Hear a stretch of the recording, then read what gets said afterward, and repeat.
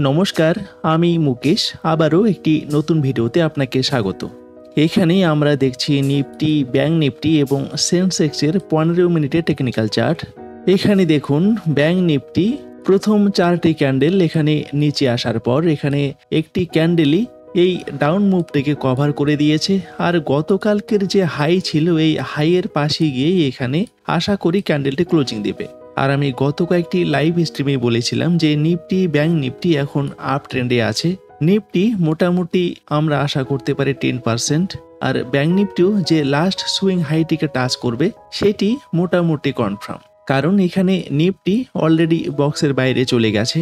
Short time ফ্রেমে আমরা যদি এখানে নিফটির চার্ট দেখি তো অনেক সময় আমার মনে হতেই পারে যে নিফটি হয়তো বা আর উপরে যাচ্ছে না, কারণ 15 মিনিটের টাইম ফ্রেমে আমাদের অনেক কনফিউজ করে দিয়েছে নিফটি বা ব্যাংক নিফটি, যে নিফটি হয়তো বা এখান থেকেই আবার নিচে আসা শুরু করবে। কিন্তু আমরা যদি ডেইলি টাইম ফ্রেমে দেখি এখানে নিফটি এই গ্যাপটিকে পূরণ করে দেওয়ার পর এখানে কিন্তু কন্টিনিউ উপরে। আর লাস্ট ভিডিওতে আমি বলেছিলাম যে নিফটি এখান থেকে মোটামুটি 10% আপ মুভ দিতে পারে। 10% বলতে এখানে 25,700 বা 25,800 এই লেভেল পর্যন্ত যেতে পারে, তবে যাবেই এরকম কোনো গ্যারান্টি নেই। ব্যাংক নিফটির ক্ষেত্রেও আমরা এখানে আপ ট্রেন্ডেই আছি, কিন্তু এই মুহূর্তে আমাদের কোনো একটা স্টকে এন্ট্রি করার সুযোগ সেরকম ভাবে পাচ্ছি না যেরকম ভাবে আমরা এখানে পেয়েছিলাম। আবারও আমাদের হয়তো কিছুদিন অপেক্ষা করা লাগতে পারে। মার্কেট যখন মোটামুটি একটা লেভেলে চলে আসবে আমরা সেখানে আবারও অ্যাগ্রেসিভলি মার্কেটে এন্ট্রি করার সুযোগটি পাবো। কিন্তু মার্কেট যেহেতু অনেকটাই উপরে চলে গেছে আমাদের আরও কিছুদিন ধৈর্য ধরে থাকতে হবে। তবে যে সমস্ত স্টক এখনো নিচের লেভেলেই দাঁড়িয়ে আছে আমরা সেই সমস্ত স্টককে র্যাডারে রেখে ফলো করতে পারি। আমি যদি এখানে একটা স্টকের টেকনিক্যাল চার্ট দেখি, এখানে দেখুন এশিয়ান পেইন্ট। এই এশিয়ান পেইন্ট স্টকটি এখানে বক্সের ভিতরে এন্ট্রি করে নিয়েছে, কিন্তু স্টকটি অনেকটাই গ্যাপ ডাউন ওপেন হয়েছিল।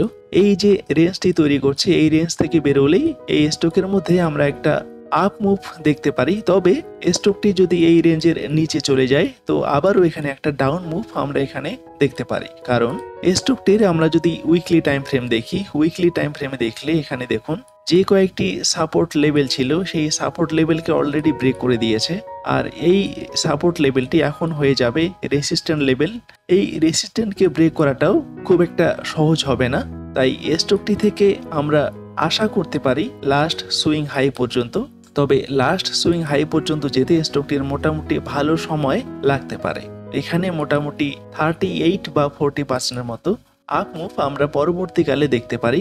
তবে এই সমস্ত বিষয় আমি শুধুমাত্রই লার্নিং পারপোজ আলোচনা করছি। আপনি যদি এই সমস্ত স্টকে ট্রেড করেন অবশ্যই নিজস্ব অ্যানালাইসে ট্রেড করবেন। এখানে আমরা দেখছি বার্জার পেইন্টের টেকনিক্যাল চার্ট, এখানে উইকলি টাইম ফ্রেম।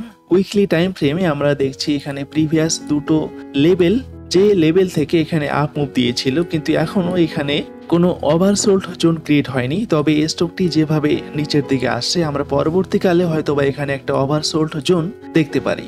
আর যখনই এখানে একটা ওভারসোল্ড জোন ক্রিয়েট হয়ে যাবে এই স্টকটি থেকেও আমরা একটা আপ মুভ আশা করতে পারি, কারণ প্রিভিয়াসে যতগুলো গ্রিন সিগন্যাল জেনারেট করেছিল প্রত্যেকটা গ্রিন সিগন্যাল থেকেই স্টকটি এখানে আপ মুভ দিয়েছিল।